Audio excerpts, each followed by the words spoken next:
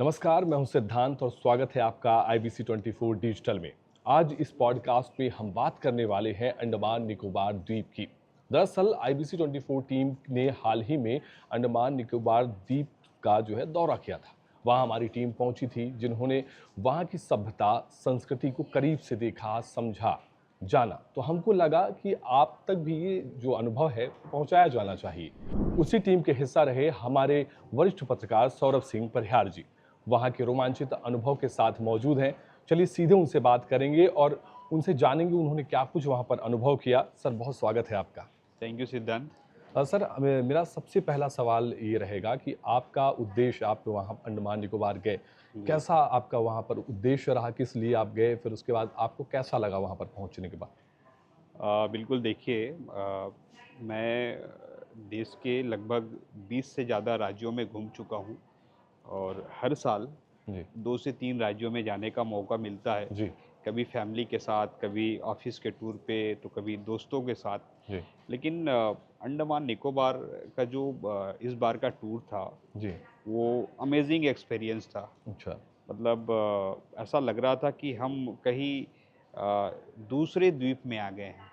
हालाँकि वो अपने भारत का ही हिस्सा जी। है, जी। लेकिन अंडमान निकोबार जो द्वीप है, इतना सुंदर है कि आपको मैं अगर इस कैमरे के ज़रिए बता रहा हूँ, तो मैं जी। समझ रहा हूँ कि आप फ़ीलिंग नहीं करेंगे उनको। जी। लेकिन वहाँ पर जाके अगर आप फ़ीलिंग करेंगे, तब आपको लगेगा कि अंडमान निकोबार है क्या? अंडमान निकोबार दरअसल भारत का एक हिस्सा है। आपको बता दें, इसकी दरअसल हिस्ट्री है। जी। सबसे पहले 1943 में जी। अंडमान निकोबार में हमारे नेताजी, जिसको हम बोलते हैं सुभाष चंद्र वो। बोस, जी। उन्होंने वहाँ पर झंडा फहराया था। अच्छा। जब सेकेंड वर्ल्ड वॉर चल रहा था, जी। तो वहाँ पर ब्रिटेन और जापान और तमाम जो दुनिया भर के जो दो देश 2 गुट में बटे हुए थे। जी। तो उसपे जापान ने सहमति दी सुभाष चंद्र बोस जी को जी। कि आप वहाँ पर झंडा फहराइए। जी। तो सुभाष चंद्र बोस ने अंडमान निकोबार में झंडा फहराया, देश जी। का झंडा जी। फहराया। हालाँकि उस समय तिरंगा का झंडा नहीं था, जी। लेकिन एक तिरंगे का झंडे जैसा ही उन्होंने फहराया। जी। और 1943 में सबसे पहले देश का एक ऐसा भूभाग जो आज़ाद हुआ। जी। आप समझिए, जी। 1947 15 अगस्त में हम हुँ। देश की आज़ादी मनाते हैं, लेकिन 1943 में जी। देश का ऐसा भूभाग जो अंडमान निकोबार जो था, था। जो पूरी तरीके से आज़ाद हो चुका था और जी। हमारे कब्ज़े में था, जी। ये कह सकते हैं। जी। और वहाँ पर झंडा फहराया गया जी। सुभाष चंद्र बोस जी के द्वारा। तो ये केवल एक टूरिस्ट के दृष्टिकोण से नहीं, वहाँ पर आपको टूरिज़्म तो है ही है, जी। कल्चर आपको अलग-अलग देखने को मिलेंगे। जी। वहाँ पे जो नेचर ऑफ खूबसूरती, ब्यूटी जी। भी इसमें है, वो जी। गज़ब का है। जी। और अलग-अलग चीज़ें, लोगों के वहाँ पर व्यवसाय अलग हैं, लोगों का खान-पान, लोगों की सभी चीज़ें अलग हैं। जी। हमको मौका भी मिला था हाल में, जी। पीआईबी की ओर से जी। हमें वहाँ पर टूर कराया गया और टूर काफ़ी अच्छा था। जी। और मैं जैसे कह रहा हूँ कि मेरे बोलने से आपको अनुभव अनुभव नहीं नहीं है। हो रहा होगा, जी। जितना मैं अपने आँखों से देखा हूँ। जी। लेकिन मैं अपने IBC 24 के और डिजिटल के दर्शकों को यही बताना चाहूँगा कि मैं बोल रहा हूँगा, तो आप मेरे एक्सपीरियंस को समझिए कि जी। मैं कितनी सुंदर जगह देख कर आया हूँ और आपसे चर्चा कर रहा हूँ।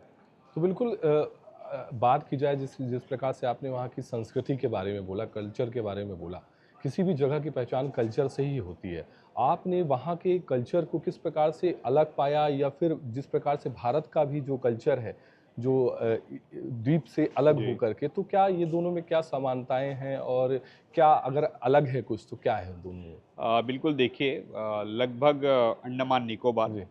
800 द्वीप हैं वहाँ पे, जी। लगभग जी। 800 से ज़्यादा ही द्वीप हैं। जी।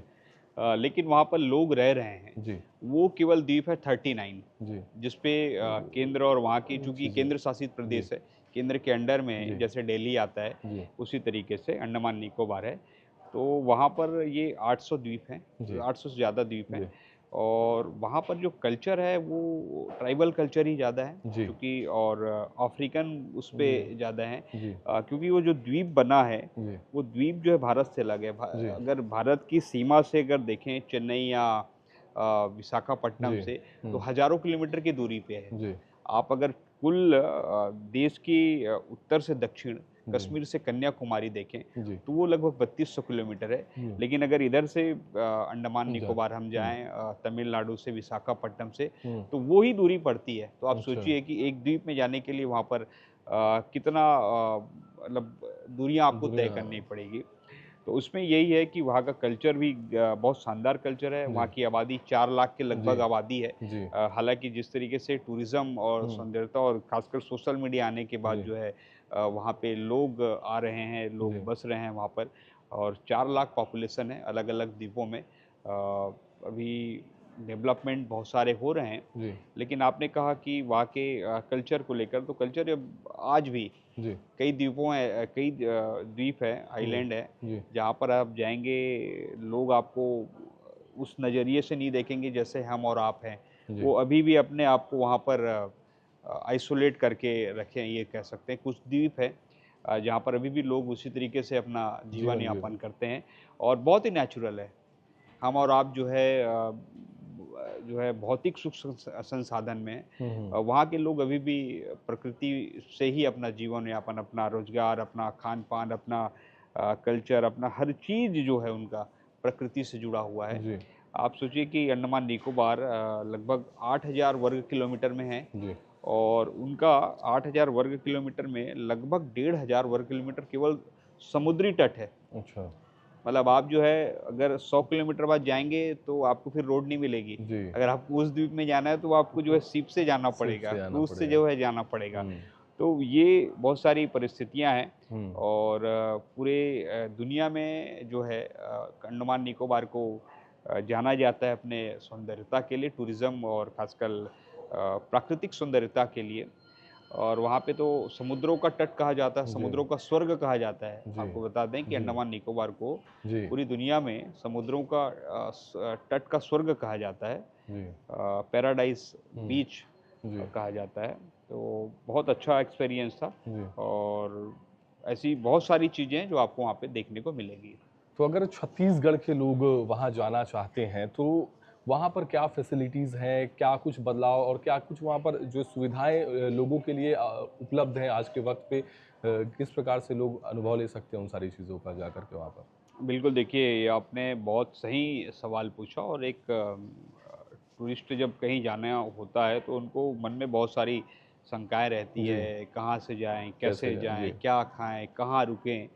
तो उसके लिए आईबीसी 24 की टीम समझ सकते हैं कि एक बार हुँ, वहाँ आ चुकी है और आपको वही चीज़ें बताएँगी जो हर जी, बिल्कुल। टूरिस्ट चाहता है। हुँ, तो सबसे पहले तो सिद्धांत आपको यही है कि 3 जगहों पे एयरपोर्ट है, आप कह हुँ, सकते हैं, जी, रायपुर छत्तीसगढ़ से लगे। जी, हमारा एक तो पहला रायपुर है, जी, तो रायपुर से हम अगर फ्लाइट से जाना चाहें, हुँ, तो रायपुर से फ्लाइट के लिए आपको पहले हैदराबाद जाना पड़ेगा, फिर हैदराबाद से वाया अंडमान निकोबार है। जी, दूसरा अगर आप जो है, आपको अगर जाना होगा तो रायपुर से आपको चेन्नई जाना होगा, फिर जी, चेन्नई से वाया आपका अंडमान निकोबार है। जी, एक तीसरा जो है वो कलकत्ता है, जी, वहाँ से भी जाया जा सकता है। जी, तो ये फ़्लाइट से है, जी, फ़्लाइट में मेरे ख़्याल से सबसे बेहतर होगा हुँ, क्योंकि आपको रुकना स्टॉपेज वाया है, जी, वाया के कारण बिल्कुल, आपको जो है थोड़ा स्टॉपेज रुकना पड़ेगा। रुकना पड़ेगा। तो लगभग वही 7 से 8 घंटे की कुल दूरी है। हुँ, उसके बाद दूसरा एक है सीप है। जी, वो सीप आपके कलकत्ता से, विशाखापट्टनम से हुँ, और चेन्नई, हुँ, इन 3 जगहों से चलता है। हुँ, बट आज के समय में कोई जो है टूरिस्ट अपना समय सीप में ज़्यादा वेस्ट नहीं करना चाहेगा जी, क्योंकि जी, ऑलरेडी जब आप वहाँ पर जाते हैं, अंडमान निकोबार में, तो बहुत सारे आइसलैंड है, तो आपको सीप में ही घूमना पड़ेगा, जी, क्रूज़ पे ही घूमना पड़ेगा। तो जी, इसलिए जनरली जितने भी टूरिस्ट जाते हैं, वो प्लेन से ही जाते हैं और जी, प्लेन का खर्चा भी कम है, एक जी, हिसाब से अगर शिप जी, के अपेक्षाकृत कहें तो जी, और टाइम भी काफ़ी कम जी, है। जी। अगर बात की जाए छत्तीसगढ़ का कोई वहाँ पर जाता है और जाने के बाद वो वहाँ पर क्या-क्या एक्टिविटीज़ कर सकता है? क्या-क्या रोमांचित करने वाली वहाँ पर ऐसी चीज़ें हैं जो उसको ज़रूर जाना चाहिए उन जगहों पर देखने के जी। लिए और उसका आनंद लेने के लिए? बिल्कुल सही सवाल आपने पूछा कि भई हम जाते तो हैं, हुँ, लेकिन कई बार ऐसा होता है कि हमें मालूम नहीं होता कि हम क्या करें? हुँ, और अब ऐसा है कि सी देखना ही, समुद्र के तट पे, बीच पे घूमना ही नहीं जी, होता है। जी, अगर आप जा रहे हैं तो वहाँ पे बढ़िया एन्जॉय करिए, बहुत सारी चीज़ें हैं वहाँ पे। सबसे पहले तो स्कूबा डाइविंग है वहाँ पे। जी। स्कूबा डाइविंग की जो 10 मिनट के लगभग 2500 रुपये लेते हैं। अच्छा। अलग अलग जगहों पे है, अलग अलग बीच में अलग अलग है। एवरेज मैं जो बता रहा हूँ 10 मिनट का 2500 रुपये। 2500 रुपये है। और अगर आप डिजिटल अच्छे क्वालिटी में फ़ोटोग्राफ चाहते हैं जी। तो उसके लिए थोड़ा सा अलग पे करना पड़ता है अच्छा। आपको। और जैसे कि हमने किया है, हम जी। भी लगभग 10 मिनट स्कूबा डाइविंग किया। बहुत शानदार एक्सपीरियंस था। और हर इंसान को तो मैं समझता हूँ कि ऐसे जगहों पे आप जा रहे हैं तो आपको वो करनी एक्सपीरियंस लेना ही चाहिए। जी। तो हमने किया। दूसरा ये भी देखने को मिला कि वहाँ पे डांसिंग जो कल्चर है वो भी हुँ, बहुत शानदार है। हुँ, ट्राइबल के साथ हुँ, जो है वो हुँ। डांसिंग कल्चर है। तीसरी चीज़ जो है पैराग्लाइडिंग का भी है वहाँ पर। जी। लेकिन ज़्यादा जगहों पर नहीं है, कुछ चुनिंदा जगहों पर है। हुँ, हुँ, चूँकि रिस्क ज़्यादा है, समुद्र हुँ, है हुँ, हुँ। और ऐसे में रिस्क ज़्यादा है। जी। इसलिए बाकी सीप में आप जो है वहाँ वो फैसिलिटी है। जी, तो जी। ये सारी चीज़ें हैं। इसके अलावा आप बहुत सारे ऐसे जो मॉल वगैरह हैं, जी, मॉल तो नहीं है, जी, लेकिन मॉल में जो कई सारी जैसे बच्चों के लिए खेलने की चीज़ें जी, रहती हैं, तो वहाँ पर आपको कई जगहों पर ऐसे टॉयज़ गेम ज़ोन कह सकते हैं, जी। वो आपको मिल जाएँगे। और वहाँ पर बात की जाए तो हर जगह का एक इतिहास भी होता है। क्योंकि आपने बताया कि आदिवासी बाहुल वो क्षेत्र रहा शुरू से और एकांत में एक आइलैंड है वो एक तरीके से। तो अगर देखा जाए तो वहाँ का कोई एक ऐसी जगह जो एक ऐतिहासिक हो, जो जहाँ पर लोग घूमने के उद्देश्य से जा सकें, जैसे कि हुँ, अजंता की गुफ़ाएँ हम देखने मिलते हैं, तो महाराष्ट्र क्या में। वैसे भी वो सारी चीज़ें भी वहाँ पर हैं क्या? जी। बिल्कुल, इसके लिए देखिए मैं तो जी, अपने डिजिटल के आईबीसी के दर्शकों के लिए स्पेशल ये वाला जी, बहुत तैयारी के साथ आया हूँ मैं जी, कि जी, कहाँ जाएँ हम जी, और कहाँ किस तरीके से ये करें, पूरी डिटेल है। जी, तो मैं आपको इसमें शॉर्ट में बताऊँगा। जी, देखिए, सबसे पहले तो राधानगर बीच है, जी, जिसको हम जो है हैवलॉक द्वीप भी बोलते हैं। ये जी, एशिया का सबसे खूबसूरत जी, बीच जी, जिसको कहा कहा जाता जाता है। हुँ, इसको खूबसूरत इसलिए कहते हैं क्योंकि वहाँ पे जो सनसेट है जी, वो देखने के लिए जी, जैसे आप हमारे वीडियो में भी आप देखेंगे हुँ, कि बिल्कुल, बिल्कुल। उसमें सनसेट जब होता है तो ऐसा लगता है कि सन मेरे से होके जा रहा है। जी, तो मेरे और सूरज सुर के की बीच जो है दूरी दूरी भी जो कहें है तो बहुत मामूली है। जी, और ऐसा लगता है कि एक मैं ऐसा और अनुभव फ़ील होता है कि हाँ, सूरज बहुत करीब हाँ, से मैं है। और सूरज ऐसा लगता है कि जी, मैं अगर स्विमिंग हुँ, करके जाऊँ तो उसको टच कर टच सकता कर हूँ। सकते हैं। तो ये सनसेट है तो इसलिए जी, उसको बहुत अच्छा हुँ, एक बीच माना गया है। जी, दूसरा एक जगह है हैवलॉक में जी, 12 टांग द्वीप। जी, ये चूना पत्थर की गुफाएँ जिसको जी, लाइमस्टोन केव कहा जाता जी, है जी, और ये लाखों साल पहले की गुफा है। अच्छा, आप हम गए यहाँ पे तो हमको तो लगा कि 100-200 मीटर की गुफ़ा होगी, जी, लेकिन हम जैसे ही अंदर-अंदर जाते गए तो कई सौ मीटर की गुफ़ा है अच्छा, और वो गुफ़ा इतनी शानदार गुफ़ा है, जी, इतनी प्यारी गुफ़ा है जी, कि लगता है कि यार मैं तो अब यहीं रहूँगा। जी, मेरा मेरा घर भी ऐसे ही होना चाहिए। जी, इस टाइप की गुफ़ाएँ बनाई हैं, वहाँ पे लाइमस्टोन की गुफ़ाएँ हैं हाँ, और गुफ़ाएँ भी लगभग जैसे हमारे साथ जो साइंटिस्ट घूम रहे थे जी, उस साइंटिस्ट ने बताया कि लगभग पूरे अंडमान निकोबार में केव जो गुफा बोलते हैं, जी, उसकी संख्या लगभग 500 से ज़्यादा होगी। 500 और गुफ़ाएँ हाँ, वो एक हाँ पूरे और उस 500 में से केवल 20 हुँ, 20 गुफा को ही टूरिस्ट हुँ, के लिए खोला गया है। जी, तो आप सोचिए आज भी अनसुलझे बहुत पहलू हैं, जी, ऐसी चीज़ें हैं जिस पे हम आज भी गए नहीं हैं, जी, काफ़ी अभी भी रिसर्च हो रहे हैं वहाँ पे, जी, तो ये सारी चीज़ें हैं। जी, और गुफ़ाओं की बात करें तो वहाँ पर ऐसे आज भी रिसर्च के काम चल रहे हैं जो मैं समझता हूँ कि पूरे दुनिया भर के लिए, दुनिया के जो साइंटिस्ट हैं, उनके लिए एक अनोखा चीज़ होगा, क्योंकि अभी भी वहाँ पर रिसर्च सारी चीज़ें चल हुँ, रही है। जी। अब अच्छा, बा मैं जी, इसमें और आ रहा हूँ। जी, उसके बाद मैं आपको बता रहा हूँ कि रास और स्मिथ द्वीप, जी, ये 2 द्वीप है जो अलग हो गए हैं। जी, बीच से पानी बह रहा है हुँ, और कुछ समय ऐसा होता है कि बीच में पानी फिर भर जाता है। जी, तो आप सोचिए कि आप 2 आइसलैंड पे हैं, जी, कुछ समय के लिए पानी भर जाता है, फिर खुल जाता है। जी, तो उस जगह का आपको एक्सपीरियंस अनुभव करना कितना अच्छा लगेगा। जी। इसी तरीके से सेलुलर जेल, जी। सेलुलर जेल को हाल फिलहाल में हम लोगों ने काफ़ी सुना है। जी। सेलुलर जेल को 1896 से 1906 के बीच में 10 साल में जी। अंग्रेज़ों ने तैयार किया था।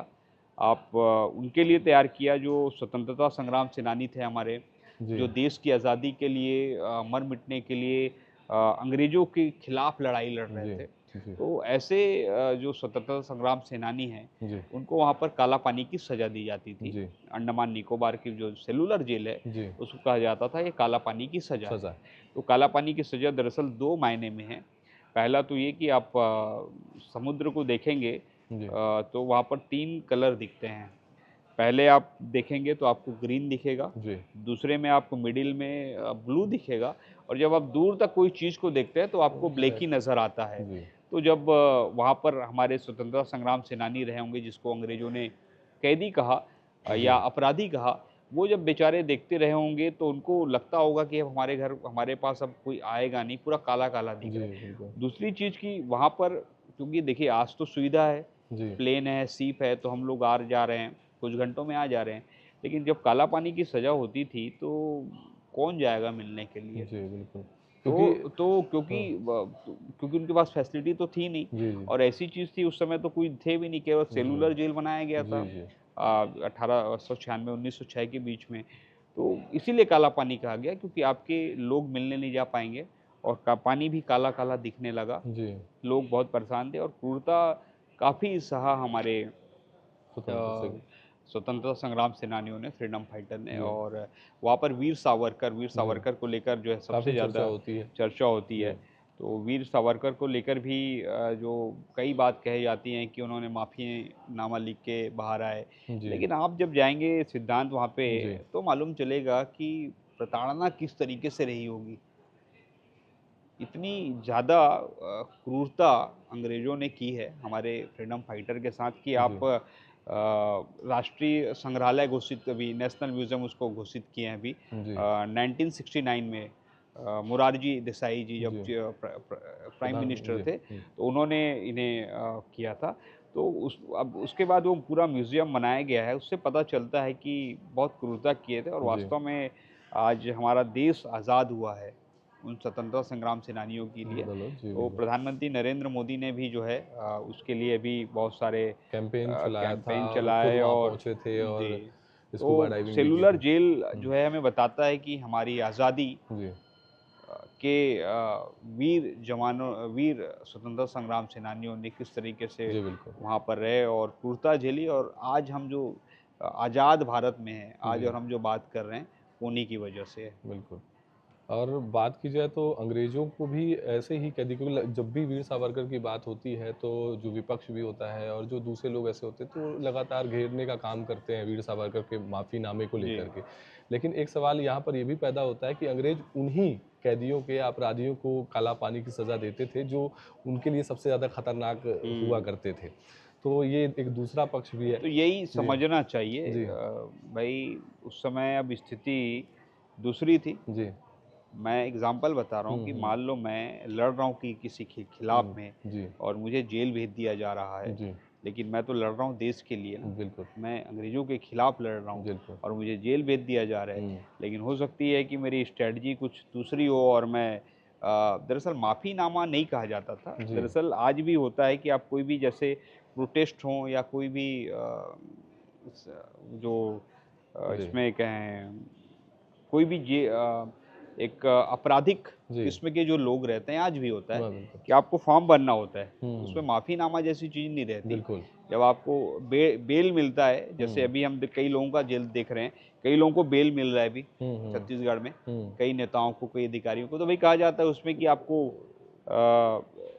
देश शपथ यहाँ वो जो एक हाँ, आपका रहता है कि पासपोर्ट जमा जी, होगा, जमा होगा, आपको स्टेट के शर्तें बाहर होती हैं। होना होगा, जी, तो बहुत सारी शर्तें रहती हैं, तो वो उसी तरीके का ठीक था है, लेकिन जी, जैसे-जैसे चीज़ें आती गई बाहर पॉलिटिकल एक हुँ, कैंपेन बना वो एक पार्टी जो है उसको अलग तरीके की जी, बात करती रही। जी, अब हालाँकि हम इस पे ज़्यादा ना नहीं, जाएँ जी, बिल्कुल। क्योंकि हम तो अपने दर्शकों जी, को डिजिटल के दर्शकों को यही बता रहे हैं कि रोमांच आप जो वहाँ यस का होना चाहिए जी। वो किस प्रकार से और बात की जाए तो 2014 के बाद अंडमान निकोबार में क्या कुछ बदलाव, क्योंकि आपने बताया कि आप पहले भी जा चुके हैं, तो आप पहले और आज में के जो वक्त है उसमें क्या अंतर देखते हैं डेवलपमेंट को लेकर के? वहाँ का इंफ्रास्ट्रक्चर कैसा है जी। और क्या कुछ नवाचार हुआ है, नए काम हो रहे हैं वहाँ पर? बिल्कुल देखिए, 2014 में प्रधानमंत्री नरेंद्र मोदी आए, बीजेपी की सरकार बनी, जी, फिर 14, फिर 2019, जी, फिर 2024।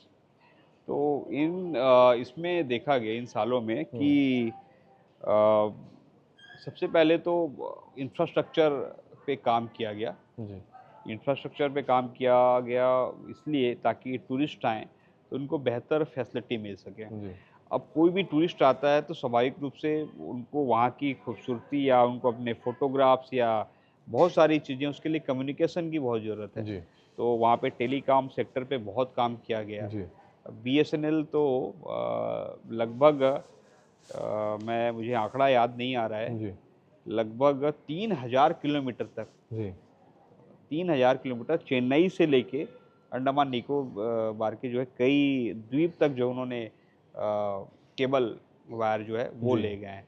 तो आप सोचिए कि समुद्र के अंदर से केबल वायर ले जाना, जी, और केवल इसीलिए कि नेट फैसिलिटी लोगों को मिल सके।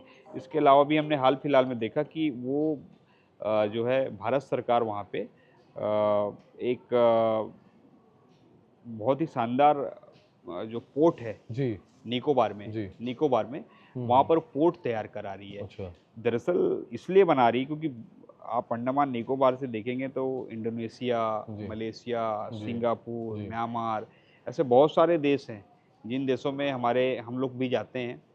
तो उन देशों से अंडमान निकोबार की दूरी बहुत कम है। हुँ, तो स्वाभाविक रूप से कल के समय में अगर वहीं से हम जो है सारी चीज़ों का ट्रांसपोर्ट करें तो पोर्ट एक बेहतर तरीके से एक बहुत शानदार पोर्ट तैयार किया जा रहा है। जी, इसी तरीके से जैसे मैंने आपको बताया कि इंफ्रास्ट्रक्चर, कम्युनिकेशन इस पे, टेलीकॉम पे, और टूरिज़्म को कैसे डेवलप किया जाए उस सेक्टर से।